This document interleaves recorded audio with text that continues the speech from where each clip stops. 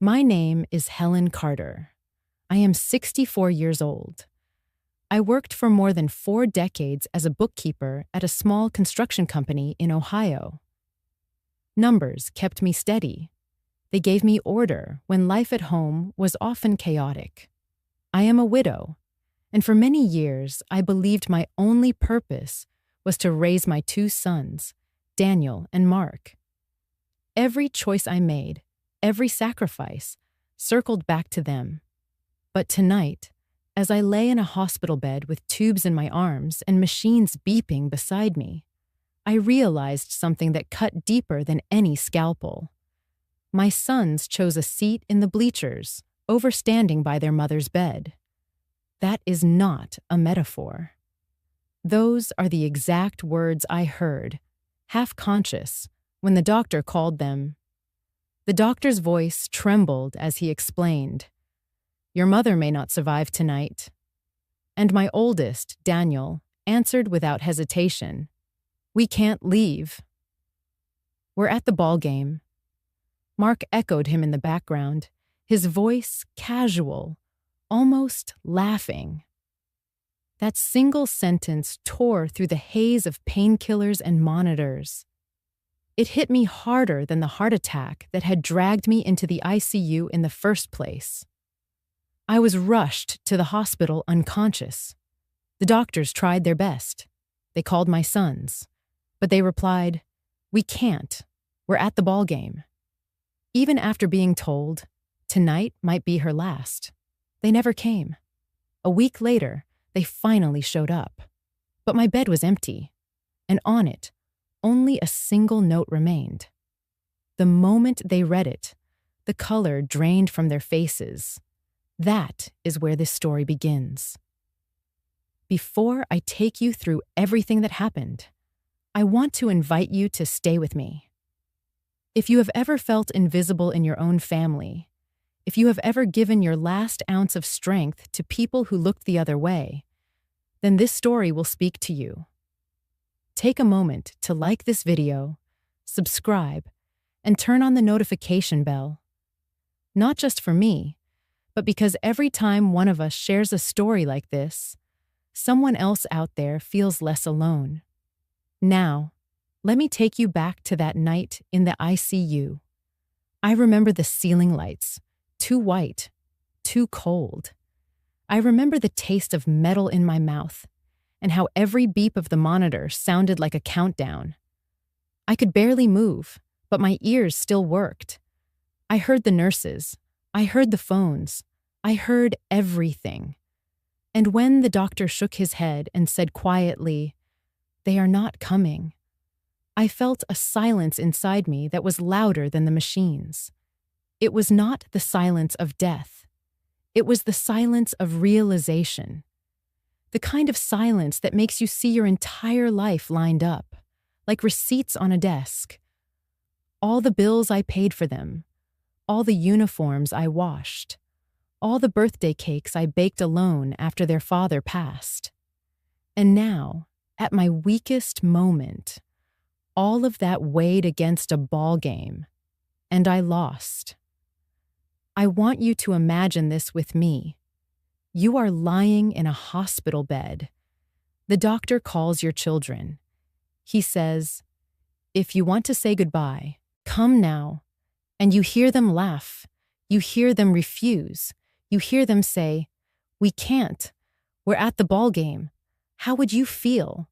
What would break first, your heart or your faith? As I lay there, my body failing, I realized the truth no mother ever wants to face. My sons did not see me anymore. Not as a mother, not even as a person. To them, I was background noise, an obligation they thought could wait. But that night, something inside me shifted. I was done being invisible. That is why, when they finally came a week later, expecting to see me lying weak and waiting, they found only a note. And in that note, for the first time in my life, I told them the truth. I was not born into comfort. My parents were factory workers who taught me early that every dollar had to be stretched like bread dough. When I was 19, I started working as a waitress in a small diner just outside of Cleveland. The hours were long. The tips were never enough. But I learned how to smile even when my feet ached and my back screamed. Back then, I thought life would get easier once I married. I met Robert when I was 22. He was gentle, a mechanic with grease under his fingernails, and laughter that filled every room. We married in a small church, with borrowed flowers and a cake baked by my aunt. He gave me a simple gold band. I wore it with pride because, to me, it was not about wealth. It was about building a family together. And we did. Daniel came first, with a loud cry and a head full of dark hair. Mark followed 2 years later, quieter, watchful, but just as precious. Suddenly, my world was not my own anymore. It belonged to them. Every breath, every hour, every sacrifice, it all became about those boys. When money was tight, I cut corners everywhere except on them. I patched my shoes with tape, but Daniel got new cleats for his baseball game. I skipped lunches so Mark could have piano lessons for a year, even though he quit later. I told myself that was what love was: sacrifice. Robert worked hard, but then life did what life often does. He got sick, too soon. Cancer does not care how much you love someone. It does not care that you have 2 little boys who still need their father. One day, he was laughing in the kitchen. The next, he was in a hospital bed. And within a year, he was gone. I was 36, a widow with 2 children and a mortgage. I did not know how I would survive, but I looked at those boys and I promised them I would. I took extra shifts at the diner. I studied bookkeeping at night, my eyes burning from the fluorescent lights and exhaustion. Eventually, I found a job at a construction company, sitting at a desk with ledgers and calculators. It was steady work. It kept the roof over our heads. But even then, there were choices that hurt. When Daniel wanted to join the travel baseball league, the fee was more than I had. I remember sitting at the kitchen table, staring at the bill. My paycheck would not stretch that far. That night, I opened the drawer where I kept Robert's wedding ring, the only piece of jewelry he had given me besides my band. I sold it to a pawn shop downtown. That money bought Daniel's spot on the team. I told myself Robert would have wanted it that way. There were nights when the washing machine broke, and I scrubbed uniforms by hand in the sink, red dirt bleeding into the water until my fingers were raw. I still see myself hanging those jerseys in the backyard, the fabric stiff from soap, praying they would be dry by morning. Mark's glove tore once, right before a big game. We did not have the money for a new one. I stayed up late sewing the leather back together with fishing line, my hands shaking from fatigue. He never even noticed. It just worked when he slipped it on. That was enough for me. Every parent tells themselves these little acts of sacrifice are invisible gifts that one day will be recognized. I believed, foolishly, that my sons would remember. The truth is, they did not. But at the time, I convinced myself it was worth it. When people ask me what I lived by, I used to say, sacrifice is love. I thought it was noble. I thought it made me strong. What it really did was teach my children that my needs, my health, even my dignity could always come last. I see that clearly now. But back then, I wore my sacrifices like a badge. I told myself I was doing God's work by giving up everything for my boys. I didn't see how my silence, the quiet way I endured, was slowly teaching them to take me for granted. I remember one winter vividly. The heating bill skyrocketed, and I could not pay it in full. The house grew cold, my breath visible in the kitchen as I cooked. But Daniel wanted new batting gloves, and I chose them over turning the thermostat higher. My hands cracked and bled from the cold, but when he unwrapped those gloves at Christmas, his face lit up. That smile was my warmth, or so I thought. I never bought myself anything new. My coat had holes in the pockets. My purse strap was frayed. But Daniel and Mark had what they needed to stand shoulder to shoulder with the other boys on the field, to look like they belonged. That mattered more to me than belonging anywhere myself. And then there was the night I stayed up after closing the diner, counting tips. I had $42, just enough to pay for Mark's field trip the next morning.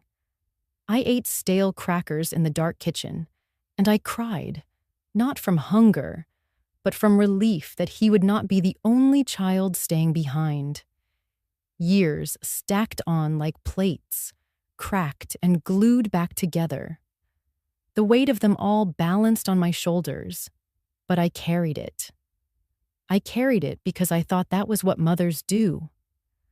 I used to whisper to myself in those late hours while folding laundry or scrubbing dishes, "Sacrifice is love."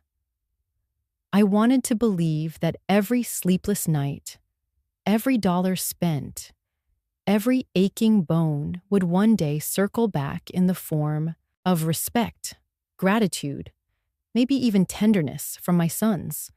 But as I lay in that hospital bed decades later, listening to them refuse to leave a ball game to see me, I realized that mantra was a lie.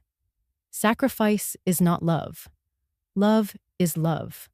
Sacrifice without recognition only breeds entitlement. And that was the truth I could no longer ignore.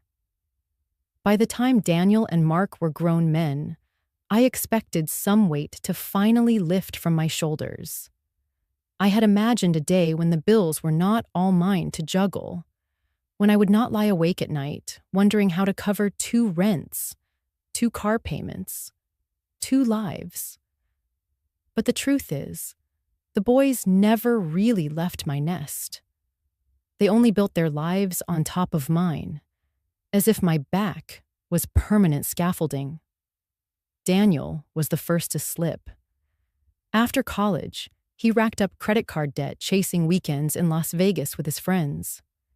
He called me late one night, his voice tight with shame. "Mom, I just need this one bailout. I swear it's the last time." I drained what little savings I had, money meant for a new roof, and paid his balance before the collectors came calling. I told myself it was love. Mark was no different. He bought a car far beyond his means, charmed by the glossy ads and the idea of freedom. When the repo men came knocking, I was the one who wrote a check to save his pride. I told myself it was temporary. I told myself that when they were older, wiser, steadier, they would see what I had done and step up to carry me for a change. But that day never came. The truth was, I became their safety net, invisible but always stretched thin. And once a net is always there, people forget it has limits. They leap recklessly, certain they will not hit the ground. I kept it all quiet. My coworkers never knew that my paycheck was split 3 ways. My pastor never heard me confess how many nights I ate canned soup so my sons could keep their lights on. Even my sons never knew the full extent because I let them believe the help came easy. I never wanted them to feel the weight I carried. Mrs. Alvarez, my neighbor, saw through me. She was a sharp-eyed widow who had raised 4 children of her own. She used to lean on her fence, arms crossed, and watch me lugging groceries or mowing the lawn alone. One afternoon, after I covered yet another overdue bill for Daniel, I must have let my exhaustion show. She called out, "Helen, you cannot keep doing this." I laughed it off, adjusting the heavy bags in my arms. "They just need time," I said. "They're good boys. They'll find their footing." Mrs. Alvarez shook her head. "Your sons will never grow up if you keep holding the crutch for them," she said in her soft accent. Her words lingered, but I dismissed them with a smile. I wanted to believe that my boys still needed me, that my sacrifices were still worth something. Without them needing me, what was I? So I continued. When Daniel's marriage crumbled because he spent more than he earned, I helped him cover the apartment rent so his children would not have to move.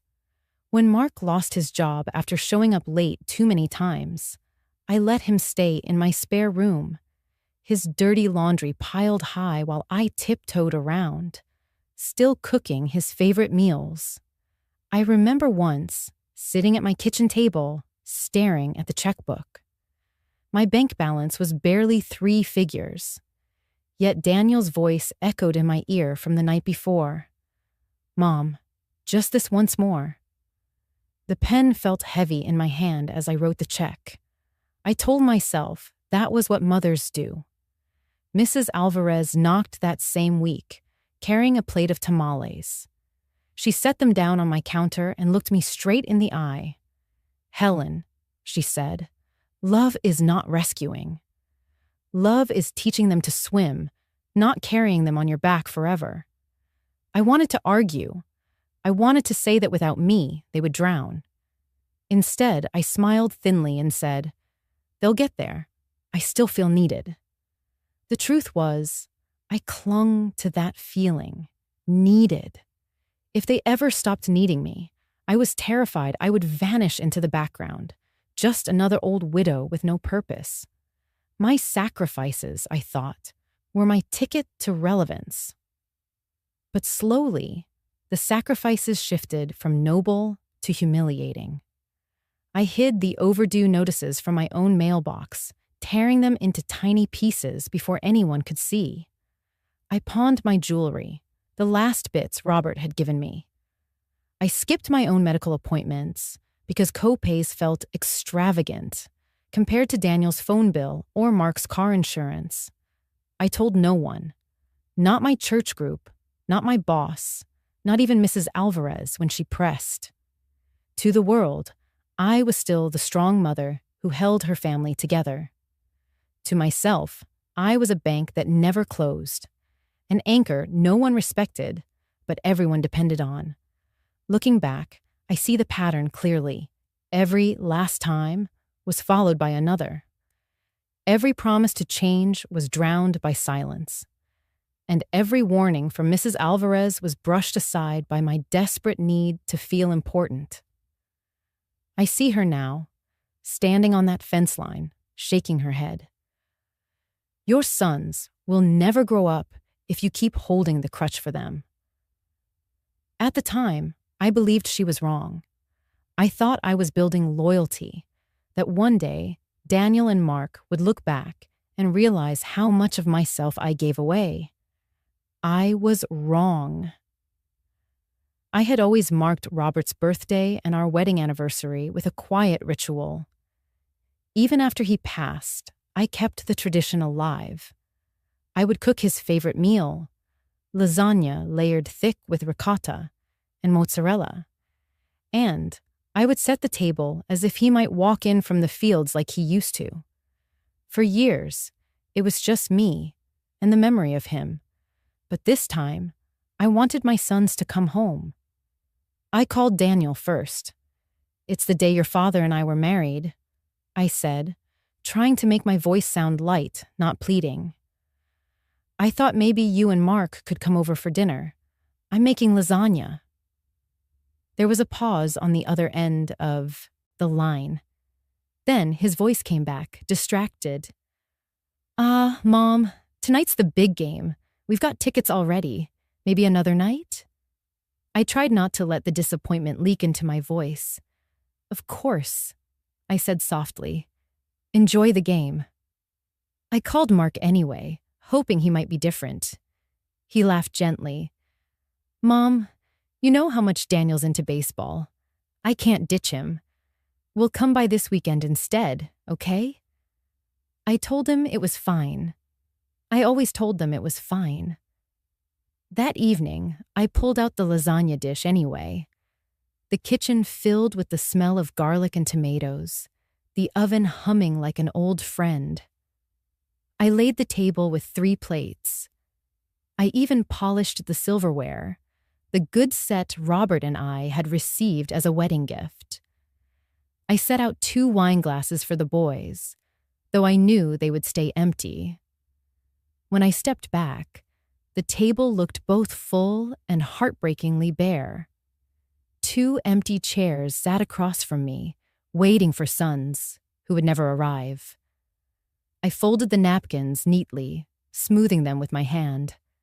The silence in the house was so loud it pressed on my chest. I lit a candle in the middle of the table. Its flame flickered as if to mock me. I sat down with my plate of lasagna, cut into the steaming layers, and tried to eat. But each bite felt heavy. My eyes wandered to the 2 empty plates, the glasses untouched. I imagined my boys cheering in the stadium, the roar of the crowd drowning out any thought of me. For them, it was just another night. For me, it was a wound reopening. Halfway through my meal, my chest tightened. At first, I thought it was just the weight of sadness. But then, the pain grew sharper, searing through my ribs like fire. I gasped, clutching at the table for balance. The fork clattered from my hand onto the plate. I tried to stand, but my legs buckled. The room spun. I collapsed to the cold tile floor of the kitchen, the lasagna scent mingling with the sterile tang of fear in my throat. My breathing came in shallow bursts. I felt sweat on my forehead, my body heavy, too heavy to move. Through the fog, I thought of Robert. I whispered his name.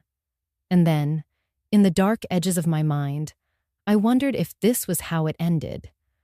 On the floor of a kitchen I had spent my life keeping warm, alone, with no one to notice.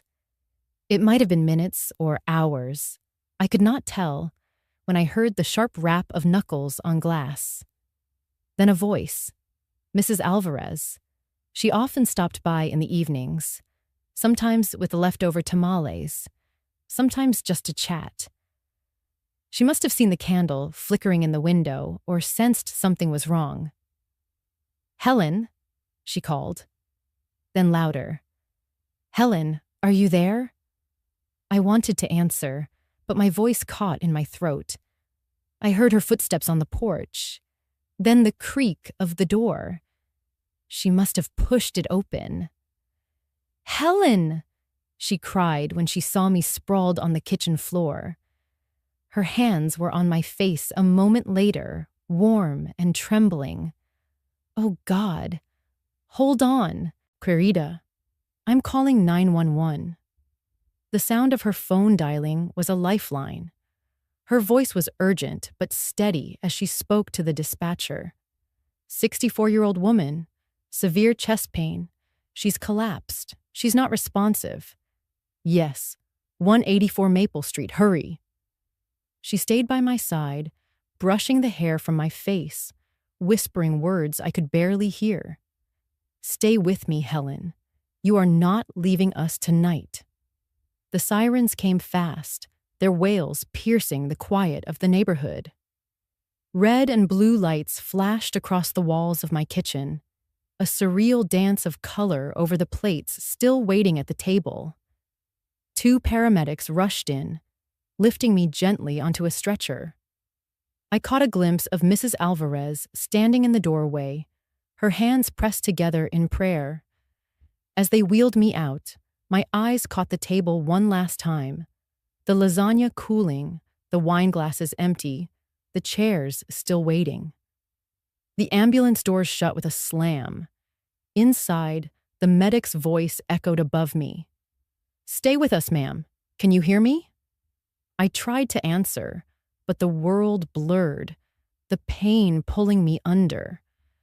The last thing I remember was the thought that Daniel and Mark were cheering in the stands, oblivious to the fact that their mother was fighting for her life. And I, Helen, was utterly alone. I woke to the sound of voices, muffled at first, as though I were underwater. The sharp beeps of machines punctured the haze, and I realized I was in a hospital bed. My chest felt heavy, wrapped in fire. Tubes ran into my arm. I blinked against the sterile light above me, my breath shallow and ragged. Then I heard the doctor's voice, calm but urgent.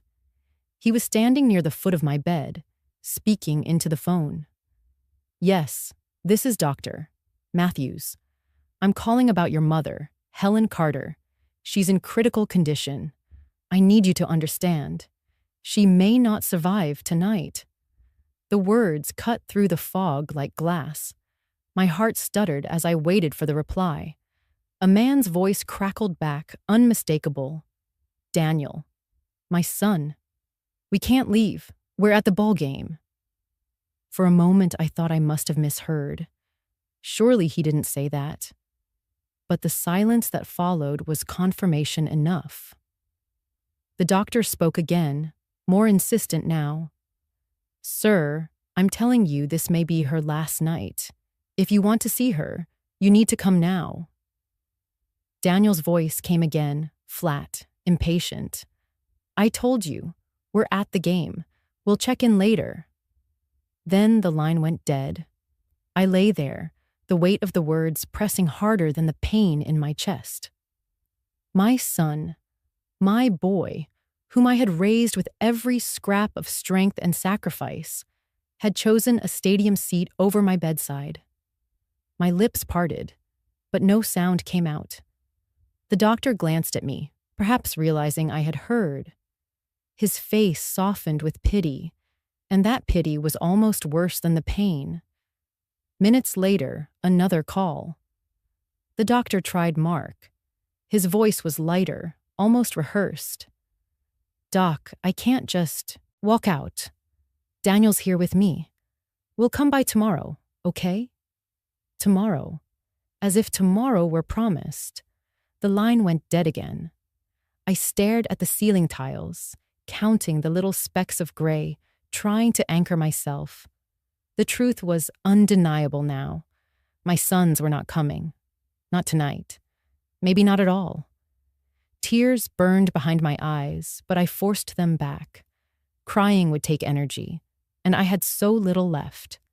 My chest rose and fell in uneven waves, each breath feeling like a battle I wasn't sure I could win. The door creaked, and a nurse slipped in. She was young, with kind eyes and dark hair pulled into a bun. She checked my monitors, adjusted the IV. Then she noticed my trembling hand, half curled on the blanket. Without hesitation, she reached out and wrapped her warm fingers around mine. "I'm here," she whispered. Just 2 words, simple, software. But they filled the cavern of my loneliness in a way my son's voices never could. Her hand stayed with mine, steady, unflinching. The machines hummed, my breath wheezed, and in the quiet of that moment, I realized something I had avoided for years. I was not their priority. The thought sliced through me, clean and merciless. For decades, I had believed sacrifice was love. That if I gave enough, bent enough, carried enough, my boys would know my worth. But lying in that bed, abandoned while they cheered for a team that couldn't even pronounce their names, I finally saw the truth. Sacrifice had not bound them to me. It had excused them. It had given them permission to take and take without ever learning to give. I closed my eyes and drifted in and out of a restless doze. Sometimes I dreamed of Robert, his hand on mine, his voice telling me I had done enough. Other times, I woke to the nurse's quiet movements, her presence like a candle flickering against the dark. At one point, she adjusted my oxygen mask and said softly, "You're stronger than you think." Stronger. I wanted to laugh. My body felt like a failing engine, sputtering with each breath. But in the hollow space where my son's love should have been, a tiny ember glowed. Perhaps she was right. Perhaps strength wasn't in the body, but in the choice to see things clearly at last. The night dragged on, each hour an eternity. The monitors beeped, the IV dripped, and the hallway outside echoed with distant footsteps. But my room remained still, empty save for the nurse's occasional visits. I kept replaying their words in my mind. "We can't leave. We're at the ball game." A sentence that should never belong to a son whose mother was dying. And yet it was mine to carry now, carved into me like stone. As dawn crept through the narrow window, pale light brushing across the linoleum floor, I lay awake. I felt hollow, but in that hollow space, something began to shift. A reckoning. I had lived my life believing love was proved by what I gave. But what good was sacrifice if it left me alone in my hour of need? What kind of love required me to vanish piece by piece until nothing of me remained? The nurse came in one last time before her shift ended. She squeezed my hand again, her eyes tired but still kind. "You made it through the night," she said softly. "Yes," I whispered, my voice hoarse but steady. "I did." But inside, I was thinking something else. Not just that I had survived, but that I had woken. That the long night had shown me a truth I could no longer deny. I was not their priority.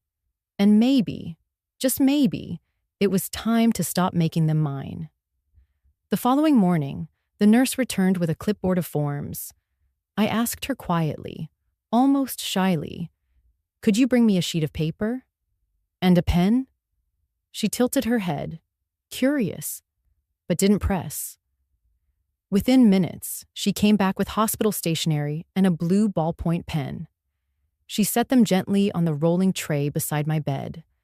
My hands trembled as I reached for them, the IV tugging at my skin. The paper looked so clean, so expectant. I stared at it for a long while, letting the silence of the room settle around me. Outside, I could hear a cart squeak past, the faint chatter of nurses changing shifts. But inside, there was only me, the pen, and the weight of decades pressing against my chest. I thought of all the words I had never said, all the nights I had prayed for the strength to carry on, all the times I swallowed my disappointment, convinced that silence was the same as love. My hand began to move. "Daniel, Mark, if you are reading this, it means you arrived too late." I paused, the ink pooling at the edge of the pen. My eyes blurred, but I forced myself to keep writing. "I don't write this to wound you. I write this so you will finally see me, not as the mother who always stood in the shadows of your choices, but as the woman who gave everything and was left with nothing." My breath caught, but I pressed on. I let the memories pour out, unfiltered. The nights I worked double shifts at the diner, my feet blistered and my back aching, just so I could pay for your cleats. The day I sold my wedding ring to cover the league fees. The countless times I scrubbed your uniforms in the sink, my knuckles raw, while you slept soundly in warm beds. I wrote of the phone calls from creditors, the red-stamped envelopes, the quiet deals I made to cover your mistakes, how I shielded you from the word debt, thinking I was sparing you shame, when in truth, I was only burying myself deeper. And then I wrote the line that had haunted me all night. I was there in the first bleachers. You weren't in the last.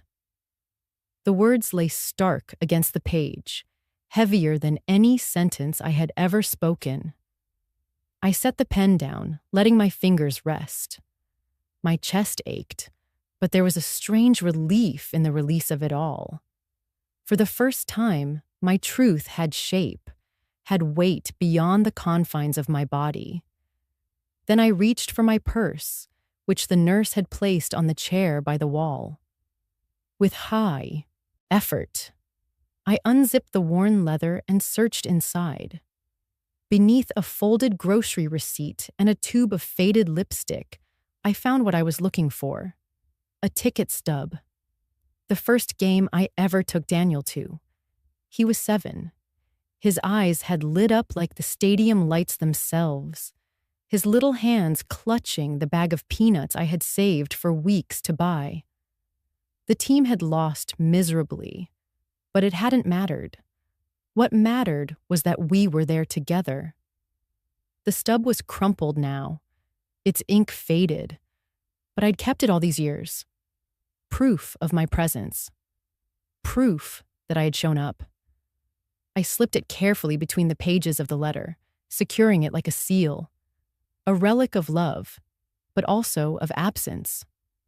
When the nurse returned to check on me, she noticed the paper folded neatly on the tray. "Would you like me to place this somewhere safe?" she asked gently. I nodded. "On the bed. If they come and I'm not here, they'll find it." She hesitated, as though she understood the weight of what I had written, then placed it carefully at the foot of the bed. I leaned back against the pillow, exhausted but strangely lighter. My body still hurt, my breaths still came shallow, but my spirit felt unburdened. I had finally spoken the truth I had hidden for too long. For the rest of the day, I drifted in and out of sleep. Sometimes I dreamed of the bleachers, the roar of the crowd, the smell of popcorn in the air. Other times I dreamed of silence, of sitting alone in my kitchen with 2 empty chairs. When I woke, the letter was still there, waiting, like me. I knew my sons might never read it the way I intended. They might skim, dismiss, even tear it apart in anger. But the act of writing it was for me as much as it was for them. It was my line in the sand, my final say. And if they ever did read it, perhaps, just perhaps, they would see beyond the ink. They would see the years I had poured into them, the quiet sacrifices that had no scoreboard, no cheering crowd. As the evening shadows stretched across the floor, I whispered aloud, more to myself than anyone else. Sacrifice is love, but love is not sacrifice. It was a truth I should have known years ago, but better late than never. I closed my eyes and let the room fade around me. The letter lay still at the end of the bed, its secret tucked inside. And I felt, for the first time in years, that I had said what needed saying. The next morning, the door creaked open, and I saw a familiar figure step in. Mrs. Alvarez, my neighbor, walked softly toward my bed with a bouquet of carnations in her hands. They were pink, the kind she grew by her front porch every summer. "You didn't think I'd let you go through this alone, did you?" she said, with a smile that was kind but heavy at the edges. I tried to sit up straighter, though the IV tugged against my arm. "You shouldn't have troubled yourself," I whispered. "Nonsense," she replied, pulling a chair to my bedside. She placed the flowers in a plastic water cup and set it on the tray. The faint scent lifted the sterile air. For a moment, we sat in silence, the kind of silence that isn't empty, but full of things neither of us needed to explain. Then she leaned closer. "You know, Helen, I once lay in a bed just like this. Not in this hospital, but one across town. It was after my gallbladder surgery. Do you know who I waited for? I shook my head. My daughter, she said, her voice steady but soft. But she never came. She had other priorities, a new boyfriend, a job she thought couldn't wait. And there I was, staring at the clock, hoping the next tick meant she'd walk in. Her words landed like stones in water, rippling outward into my own memories. I remembered the hours I had waited for Daniel and Mark, the phone pressed to my ear as the doctor tried again, their voices sharp with disinterest. Mrs. Alvarez continued. I thought it was just me, that I had failed somehow as a mother, that I hadn't given enough, or maybe I'd given too much. I tortured myself with the what-ifs, but then I realized. She paused, looking at me, her eyes moist but firm. It wasn't me. It was them, their choices, their blindness. My worth wasn't measured by their presence or absence. Her hand reached across the blanket and covered mine. Warmth spread through my cold fingers. Tears filled my eyes before I could stop them. I always believed sacrifice was love, I whispered. That if I gave enough, it would be returned. She shook her head gently. Sacrifice is only love if it's recognized. Otherwise, it's erosion. It eats away at you, Helen, and you don't deserve to be eaten away. I stared at her face, the lines carved deep from years of labor and endurance. Yet behind them, there was strength, the kind that comes not from never being broken, but from surviving the breaking. In a reflection, I saw myself. The same ache, the same yearning, the same realization that we had given too much and received too little. And yet, sitting here together, I felt something stir, a thread of connection, a reminder that the emptiness wasn't mine alone to carry. For the first time, I said it aloud. I am not their priority. The words trembled out of me, but once spoken, they steadied. It felt like a wound being cleaned, stinging but necessary. Mrs. Alvarez squeezed my hand. And that doesn't mean you are not worthy. It just means it's time to choose yourself. Her words settled into me like medicine. Not the bitter kind, but the healing kind you didn't know you needed until it began to work. I let out a long breath. We are not alone, are we? She smiled, her eyes shining. No, Helen, never alone. There are more of us than you think. We sat like that for a while, hand in hand, two women bound not by blood, but by understanding. And in that stillness, I felt something stronger than despair. I felt solidarity. The letter I had written the night before was still folded at the foot of my bed. I thought of it then, not with grief, but with clarity. My truth wasn't just mine anymore. It echoed in others, like Mrs. Alvarez, like countless women who had carried the same hidden scars. As she rose to leave, she leaned down and kissed my forehead. Rest, she said. And remember, Helen, your story isn't over. When the door closed behind her, the room no longer felt so empty. For the first time in years, I felt seen, and that seeing gave me strength. A week passed before my sons finally showed up. By then, I was no longer in that hospital bed. I had been discharged to rest at home, the machines and sterile walls exchanged for the quiet of my own house. But the nurse later told me what happened the day they walked in. They looked like ghosts when they read your words, she said. I closed my eyes, letting her description paint the scene in my mind. I could imagine them. Daniel in his pressed khakis, Mark in his baseball cap still turned backward as if he were 16 again. They had probably walked into the hospital with the same careless stride they always carried, confident the world would wait for them, confident that I would wait for them. But what they found instead was absence. The bed was stripped clean, the sheets tucked tight, the pillows fluffed, and on that empty space, a single folded letter lay waiting. My handwriting on the front, their names written in a careful line. Between the pages, I had tucked that faded baseball ticket, the first one I had ever bought, the one I saved after selling my wedding ring just so Daniel could feel like he belonged among the other boys. The nurse told me they froze when they saw it. Neither reached for the letter at first, as if the paper itself might burn. Finally, Mark picked it up, his hand trembling. He unfolded it, and as his eyes moved across my words, the color drained from his face. I had written, "I was there in the first bleachers, cheering until my voice cracked. I patched your uniforms, cooked your meals, paid your debts in silence. I believed sacrifice was love. But love without respect is only servitude. Tonight, the doctor said I might not survive.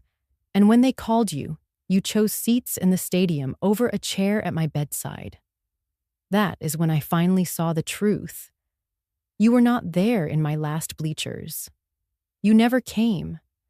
And I cannot carry this illusion anymore." The nurse said Mark's lips parted as though he wanted to speak, but no words came. Daniel tried to take the letter from him, but when his eyes scanned the same lines, his shoulders slumped. For the first time, they saw me not as a background figure, not as the silent provider, but as a woman who had lived, loved, and broken under the weight of their neglect. "They didn't say a word, Mrs. Helen," the nurse told me. "They just stood there, pale as stone. When they left, it was like they were carrying the weight of a coffin." I listened in, silence as she recounted it, her voice low, her hands folding the blanket at the end of my bed. She didn't need to embellish. I could feel it. For once, the mirror had turned, and they were forced to look at themselves. "For once," I whispered, "they finally saw me." The words came out not with anger, not with triumph, but with a deep sigh that seemed to empty years of sorrow from my chest. I did not wish them destruction, nor did I imagine revenge as flames and fury. My justice was quieter, more enduring. It was the justice of truth finally spoken, of sacrifice finally named for what it had become, a chain I was choosing to set down. As I lay in my own bed that night, the letter's words replayed in my mind, not with regret. I had spent too many years drowning in regret. This time, I felt release. I had told them my truth, and whether they could carry it or not was no longer mine to decide. I thought back to Mrs. Alvarez sitting by my side, her hand warm on mine, her words echoing. It wasn't me. It was them. She was right. And now my sons had to live with the knowledge of their own choices. Perhaps one day they would understand the depth of what they had thrown aside. Perhaps one day they would come, not out of obligation, but out of recognition. But even if that day never came, I had finally found a kind of peace. Because I had seen it in their faces, even secondhand through the nurse's story. I had seen the moment the illusion shattered. The moment they realized that love is not a bottomless well, that a mother is not immortal, that my heart had limits they had pushed too far. And in that recognition, in their shock and pallor, I had received my justice. Quiet, dignified, but powerful. As the night deepened and the house fell silent around me, I whispered again into the darkness. For once, they finally saw me. And I let myself rest, not as their servant, not as their safety net, but as Helen, a woman who had given, and at last, had chosen to reclaim her own worth. The following week, when my strength had returned enough for me to walk without clutching the walls, I made an appointment with Mr. Green, the community lawyer who had known my late husband. His office was a modest brick building near the courthouse, lined with shelves of case files and photographs of local charity drives. He looked up when I entered, his kind eyes widening with both surprise and relief. "Helen," he said, pulling out a chair for me, "you gave us all quite a scare. Sit down. What brings you here?" I eased into the chair, folding my hands in my lap. For a moment, I let the silence settle. Then I spoke the words I had carried for decades, but never dared to voice. "Mr. Green, I need to draw new boundaries. I need a living trust. And I need it to reflect my choices, not my son's expectations." He leaned back, studying me. "This is not just paperwork for you, is it?" "No," I replied, my voice steady. "This is me, reclaiming myself." For years, I had funneled everything I owned into protecting Daniel and Mark. I had paid off their credit card debt, covered the back rent when they were about to be evicted, and even co-signed loans that nearly drowned me. Each time I told myself it was what mothers did. Each time I believed I was saving them from ruin, but all I had done was save them from growing up. Now I was done. We went through the documents together, his pen scratching against the paper as he drafted clauses. I named myself as the primary trustee, with clear instructions for what would happen when I passed. My sons were not excluded entirely, but they were no longer the center of my legacy. Instead, I designated a large portion of my savings to create a community scholarship in my husband's name, a way to honor the love we had shared, the sacrifices we had both made, and to give young people the opportunities my boys had squandered. As I signed the papers, I felt a strange lightness, as though the ink itself was lifting years of weight from my shoulders. Mr. Green looked at me over the rim of his glasses. "You know," he said softly, "this is one of the bravest acts of love I've seen. Not for them, but for yourself, and for the ones who will never forget what you've done." I nodded, my eyes misting. For once, it's not about rescuing them. It's about building something that lasts. We also updated my emergency contacts. I told Mr. Green to add Mrs. Alvarez, the neighbor who had called 911 when I collapsed. She had shown up when my own children had not. She deserved that trust.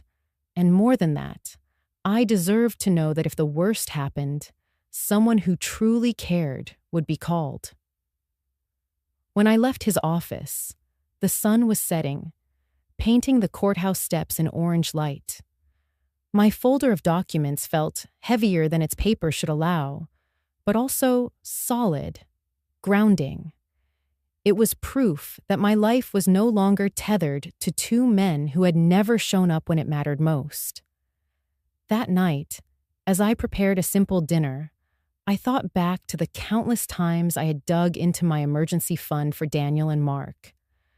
I remembered signing checks with shaking hands, worried about how I would pay the utilities after bailing them out. I remembered standing in a bank lobby, co-signing a loan for Daniel's failed business, while he assured me, "I'll pay it back, Mom. I swear." He never did. Mark had once called me crying because his car was about to be repossessed. I had drained half my savings to cover the payments, telling myself that a mother's love demanded sacrifice. But what it had really demanded was silence. Silence about my own needs. Silence about my own worth. As I sat alone at the table, I realized that silence had ended the moment I signed those papers.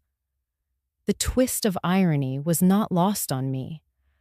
After all those years of rescuing them from bankruptcy, from failure, from the consequences of their own choices, it was now I who was finally rescuing myself by stopping, by letting go, by choosing not to play savior anymore. I set my fork down and whispered into the stillness of my kitchen, "It's over." Not with bitterness, but with a quiet finality that tasted like freedom. For the first time in decades, I could imagine a future not built on sacrifice, but on purpose. The scholarship would carry my husband's name long after I was gone. Mrs. Alvarez would be my safeguard. And I, Helen, would no longer be defined by debts, disappointments, or the endless echo of stadium cheers that never once turned back to see me. That night, I slept without the weight of worry pressing against my chest. I slept not as the mother who gave everything away, but as the woman who had finally drawn a line. And in that line, I found myself. It was a gray afternoon when the knock came. I knew before opening the door who it would be. Daniel stood on the porch, shoulders tight, eyes restless, like a boy caught stealing but too proud to admit it. He stepped inside without waiting for an invitation, his words spilling out before I could even greet him. "Mom, how could you? Do you have any idea how this makes us feel? You set up some scholarship. You change everything without telling us. Do you realize you're making us feel guilty?" His voice carried both accusation and desperation, the familiar tone of someone who had always leaned on my shoulders, never once imagining I might shrug the weight off. I let him speak. Years of motherhood had taught me the value of patience, but this time it was not patience born of submission. It was a stillness carved from clarity. When he finally paused, waiting for me to rush in with an apology as I had so many times before, I shook my head gently. "No, Daniel," I said, my voice calm, even. "I didn't do it to make you feel guilty. I did it so that I no longer feel sorry for myself." His eyes widened, confusion flashing across his face. It was as if he had expected every reaction except this one. For the first time in our lives, I watched him search for words instead of flooding me with them. "I don't understand," he muttered. "You don't have to," I answered softly. "What you need to know is this. I gave everything I had for years. I gave so much that I lost track of who I was outside of being your safety net. And when I needed you most, you chose the ball game." That night, lying in a hospital bed, I realized I couldn't keep living as a ghost in my own life. So I changed the ending. He flinched, as though my words were heavier than any shouted rebuke could have been. He looked around my kitchen, his gaze landing on the dining table. There were only 2 chairs now, neatly pushed in. "Where are the others?" he asked quietly, perhaps noticing what was missing more than what was present. "I gave them away," I replied. "I don't wait for anyone to fill empty chairs anymore. If someone wants to be here, they'll bring their own." The silence that followed was thick. He shifted, uneasy, his hands clenching at his sides. I could see the boy in him, the one who had once relied on me to wash his muddy uniform, to cheer from the bleachers, to rescue him with checks and signatures. But I also saw the man he had become, or perhaps refused to become, when I shielded him too long. "Mom," he started, his voice breaking for the first time. I raised my hand gently, not to silence him in anger, but to draw the boundary that had been absent for far too long. "This isn't a conversation to fix what's broken overnight," I said. "It's a door. and I'm choosing to close it for now. If one day you want to stand at it as a man, not a boy demanding rescue, then maybe it can open again, but not today. I rose slowly, steady on my feet. For once, he seemed smaller than me, not in height, but in presence. I walked to the door, placed my hand on the knob, and opened it. He hesitated, as if he might argue again, but when he met my eyes, he found no anger there, only the quiet power of someone who has finally chosen herself. Without another word, I stepped aside. He walked out, his shoulders sagging as though carrying a weight he had never acknowledged before. I closed the door gently, the click of the lock echoing through the stillness of my house. I leaned against the wood, breathing deep. The dining table stood behind me with its 2 chairs, not waiting, not expecting, just enough for the life I had reclaimed. And for the first time, the emptiness was not loneliness. It was freedom. After the storm of confrontation, after the years of carrying burdens that were never mine alone, I finally made a move that was entirely for me. I packed my belongings, just the essentials, a few photo frames, my worn Bible, the quilt my mother stitched decades ago. I left the large house that had echoed with emptiness for too long and stepped into a small apartment near the public library. It was modest, 1 bedroom and a narrow balcony that overlooked a row of maples. But it was mine. Every corner belonged to me, not as a caretaker for others, but as a woman who had earned peace. I ran my hands across the countertop, smooth and clean, and smiled. For the first time, I wasn't setting a table for others. I wasn't arranging chairs to wait for those who might not come. This space did not beg for anyone's presence. It only asked for mine. The first night in that apartment, I sat on the floor surrounded by boxes. The silence was different here. Not heavy or punishing, but restful, like a pause between heartbeats. I looked around at my modest treasures and felt a warmth spread inside me. Mrs. Alvarez had helped me carry a few boxes up the stairs, shaking her head at how little I kept. But I told her that lightness was a gift. She laughed and said, "Helen, maybe now you'll finally live for yourself." She was right. The next morning, I walked 2 blocks to the library. Its tall brick walls and wide wooden doors felt like an embrace. I signed up for a new library card, the plastic still stiff in my hand. I ran my thumb across my name printed on it, smiling at the idea that even here, in this small way, I was starting anew. I wandered the aisles, breathing in the scent of paper and ink, rows upon rows of stories lined up like promises. For years, I had lived everyone else's story. Now, I would choose my own. Later that week, I did something simple but profound. I walked into the bakery across the street, the one with glass cases lined with frosted cakes and flaky pies. The clerk, a young woman with freckles, greeted me with a bright smile. "Can I help you?" she asked. "Yes," I said, my voice steady. "I'd like that chocolate cake, the one with the thick icing." She reached for the box.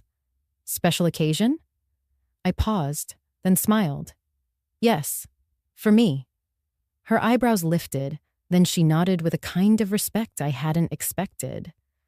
She slid the cake into a white box, tied it with red string, and handed it to me. It was heavier than I thought, not just in weight, but in meaning. For decades, I had baked and bought cakes for birthdays, graduations, baseball victories that never included me in the photograph. I had sliced them into pieces, serving everyone else first, keeping only the crumbs. That evening, I set the cake on my small kitchen table, lit a single candle, and cut myself a generous slice.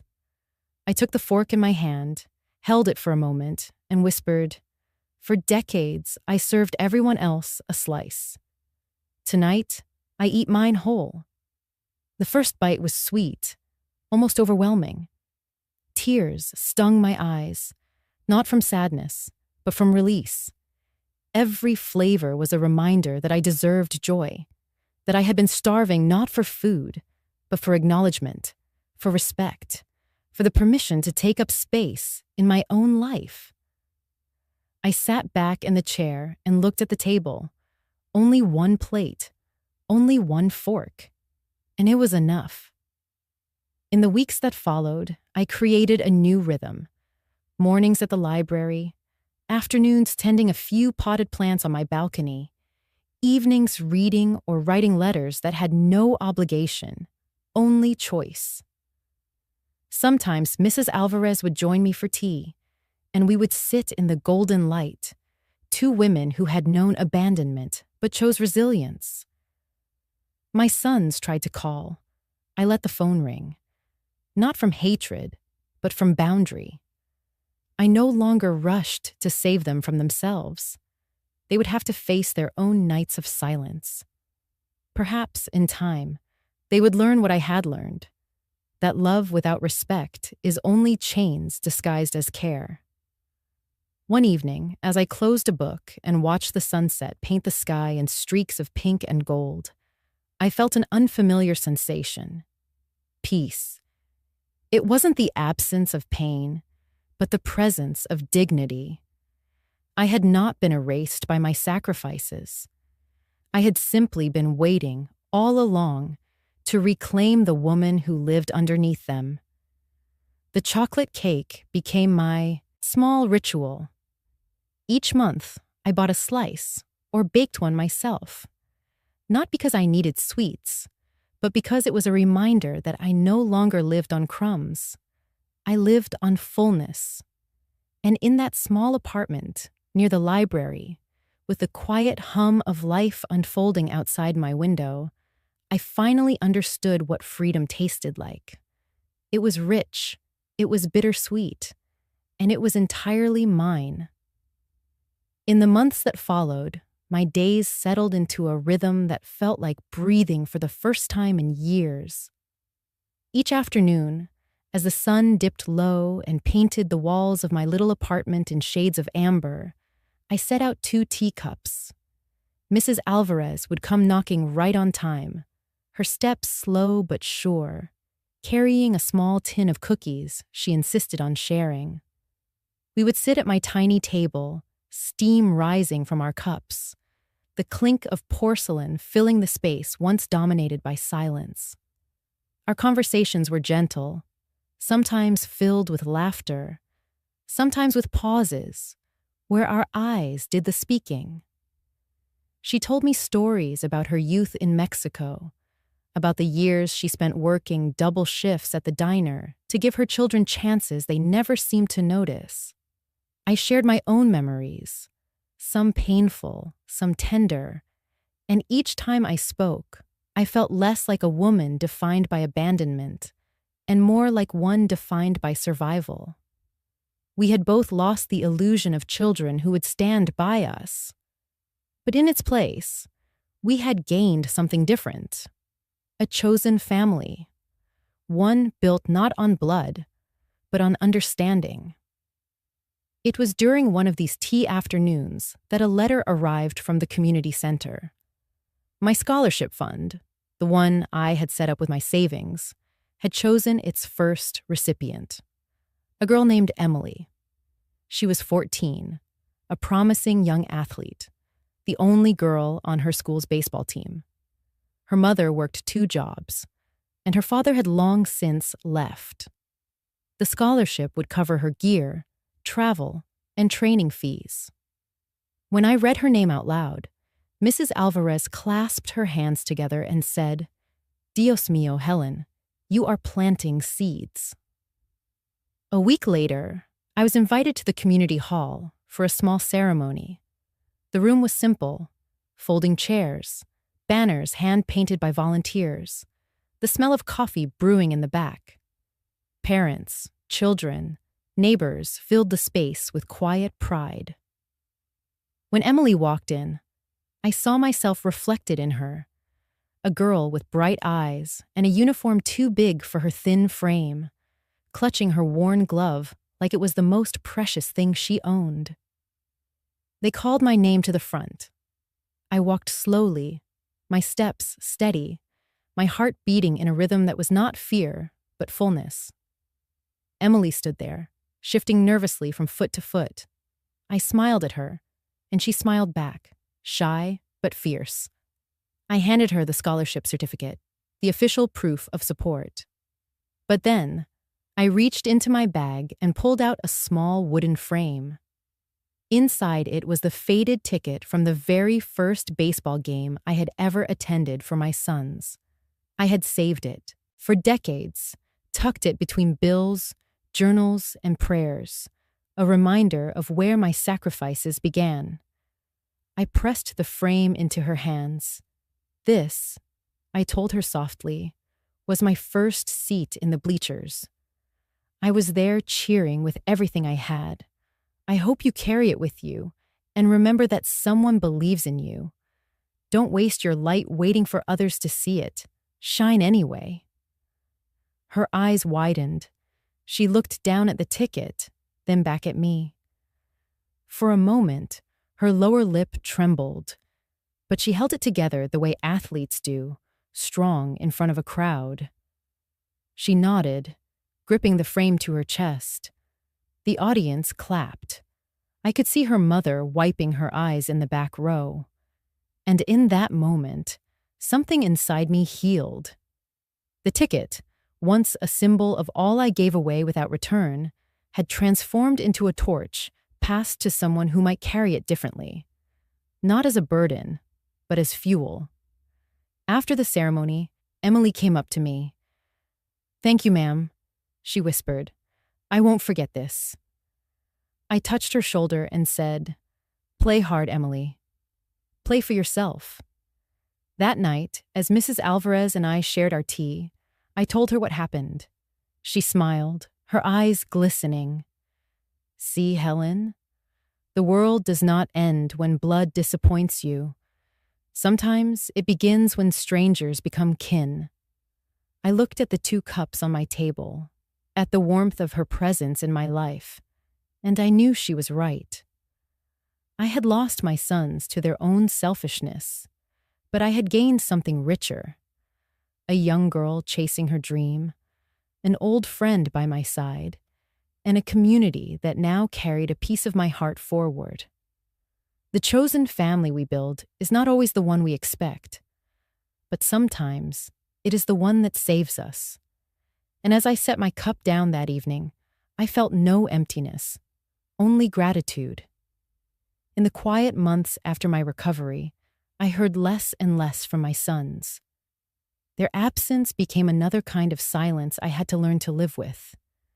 But word has a way of traveling in a small community. Through neighbors and whispers at the grocery store, I began to hear pieces of their lives unraveling.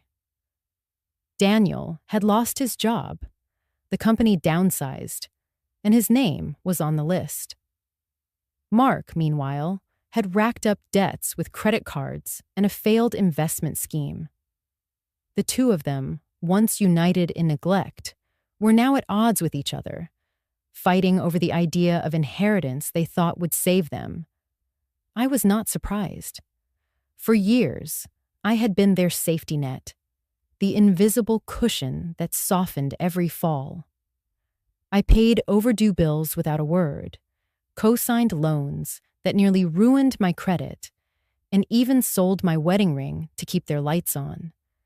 They had grown used to the certainty that I would always bail them out. But now, for the first time, that certainty was gone. I remember the day Daniel showed up at my door. His shoulders sagged, his eyes darting everywhere but at me. He looked older than his years, the weight of unemployment pressing on him like a storm cloud. "Mom," he began, his voice hoarse. "I just need a little help until I get back on my feet. You know I'm good for it." I studied him quietly. Once upon a time, those words would have moved me. I would have rushed to my checkbook, convincing myself that love meant rescue. But this time, I only shook my head. "I'm sorry, Daniel," I said softly. "But no." His face tightened. "No? After everything you gave to strangers, to some scholarship fund, you can't spare a little for your own son?" I felt the sting of his words, but I stood firm. "My love is free, Daniel. My money is not. Not anymore." He clenched his fists, then let them drop to his sides. For a moment, I saw something raw flicker in his eyes.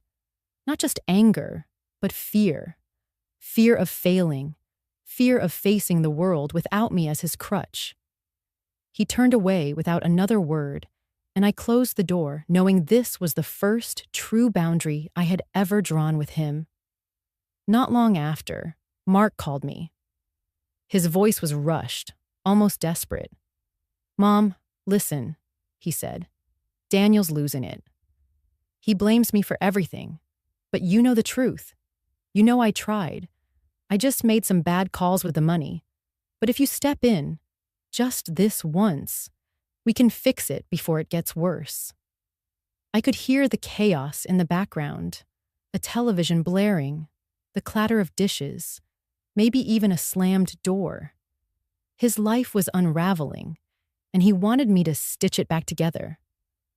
"Mark," I said gently, "I know you're scared, but I can't fix this for you.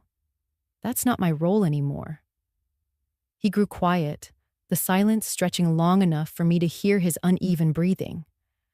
Finally, he asked, almost in a whisper, "So that's it? You're just leaving us to drown?" Tears pricked my eyes, but I held steady. "Number, I'm letting you swim. You can't learn if I keep carrying you." He didn't reply. The line went dead, and for a moment, I felt the ache of finality. The instinct to protect them still tugged at me, but I knew that surrendering to it would undo all the strength I had rebuilt. In the weeks that followed, I heard they argued bitterly, blaming each other for their misfortunes. Daniel accused Mark of dragging the family name through the mud with his debts. Mark accused Daniel of being lazy, of never holding a job long enough. Their voices, once raised in tandem at baseball games, now clashed in anger over money they would never receive. I allowed myself a moment of sorrow. After all, they were my sons, flesh of my flesh.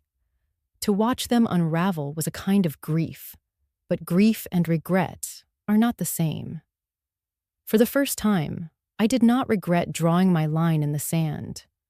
I remembered Mrs. Alvarez's words, spoken over countless cups of tea.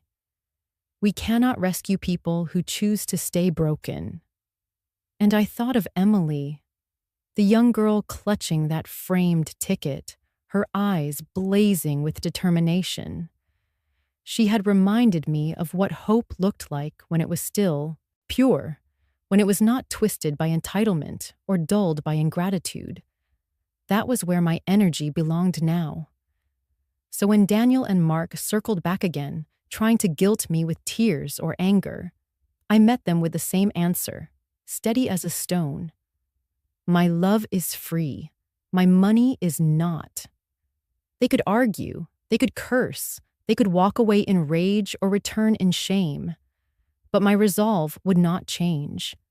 Because for once, I was no longer a mother defined by what she gave away. I was a woman defined by what she chose to keep, her dignity, her peace, and her power. The days have grown slower now, quieter in ways that no longer feel like emptiness, but instead like rest. I sit most mornings by the window of my small apartment, the light filtering in just enough to warm my hands as I cradle a cup of tea. The steam curls upward, delicate and steady, like the rhythm of my breath. There was a time when silence felt like punishment, but now it feels like a companion. The clock on the wall ticks softly, each second marking not loss, but continuity. I lean back, the chair creaking gently beneath me, and I let myself remember, not with bitterness, but with clarity. In the stillness, I hear again the words I once pressed into paper, the letter I left behind on that hospital bed. Words that carried the weight of decades, words I had never dared to say aloud until then. I am not your afterthought. I was always enough. Hearing them again, in my own mind, is like hearing my truest self speak back to me. For years, I measured my worth by what I could give, what I could sacrifice, what I could endure. I told myself that love was proven only through labor, through denial of self, through standing in the shadows so my children could stand in the sun.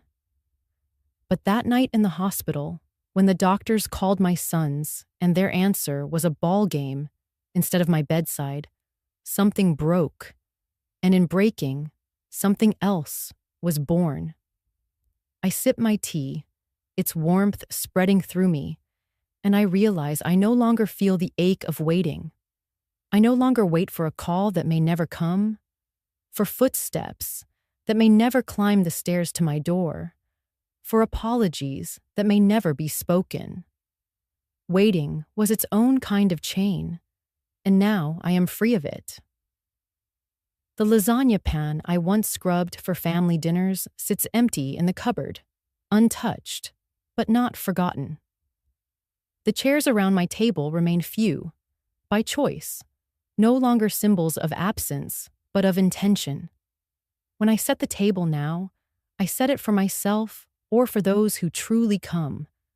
And when I cut a slice of cake or pour a second cup of tea, it is because I want to, not because I must. Sometimes I think of Daniel and Mark. I wonder if they ever replay that night in their minds, if they ever hear the echo of the words they read on that piece of paper. Perhaps they curse me. Perhaps they pity me. Perhaps they finally see me. But whatever they feel, it no longer dictates my peace. For once, their story is not my burden. What lingers instead are the voices of others. Mrs. Alvarez's steady kindness as she sat by my hospital bed, the laughter of Emily, the scholarship girl, holding that framed baseball ticket like it was a crown. The quiet murmur of neighbors who once pitied me, but now nod with respect when they see me carrying my groceries home, shoulders straight.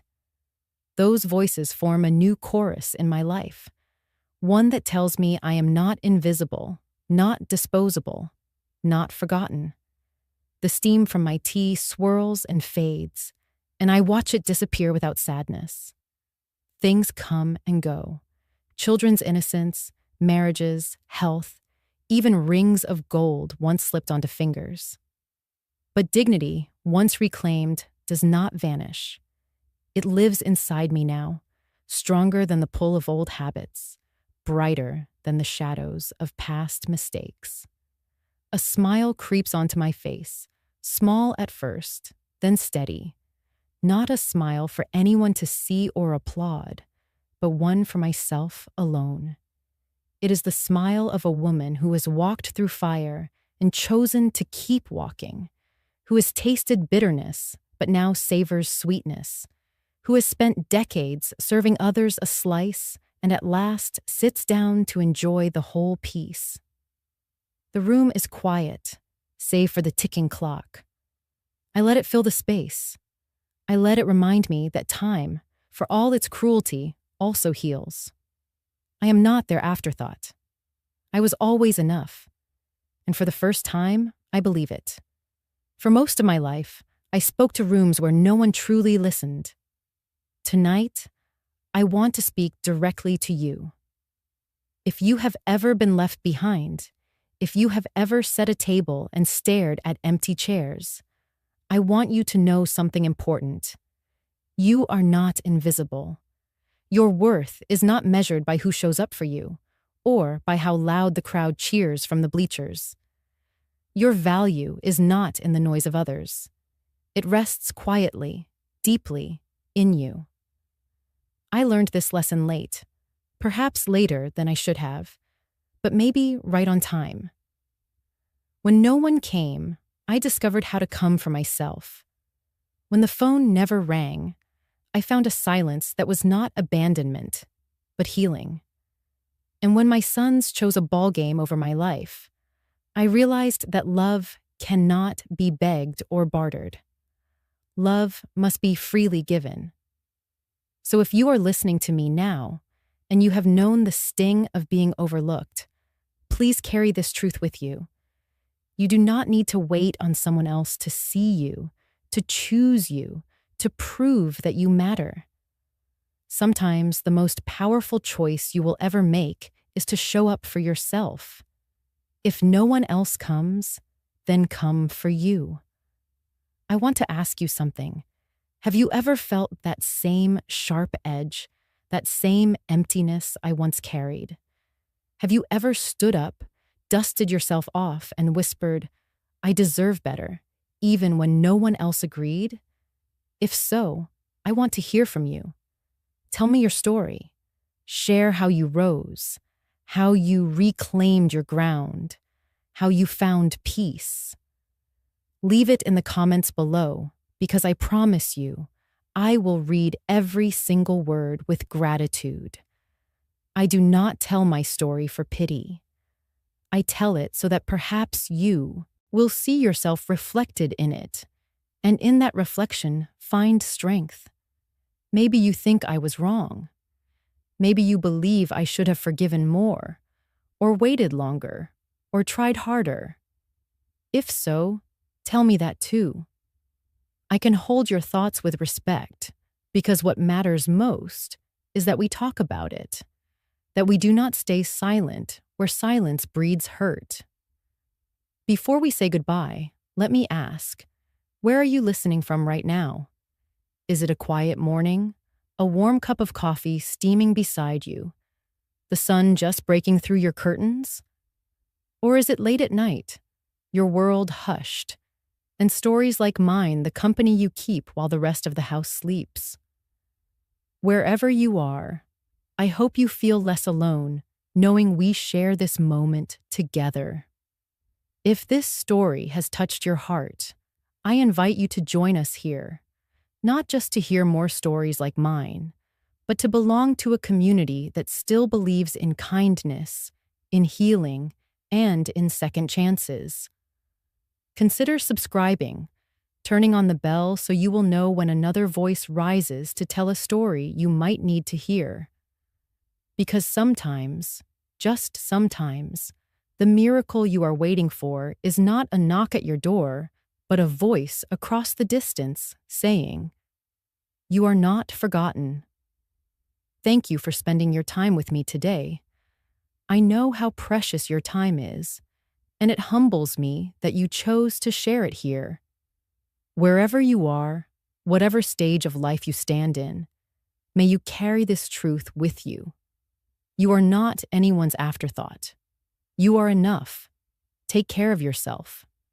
And remember, if no one else comes, come for you. Sometimes the quietest acts of courage are the ones that change everything. Until the next story, I'll be here, waiting with a warm cup of tea, believing in your strength.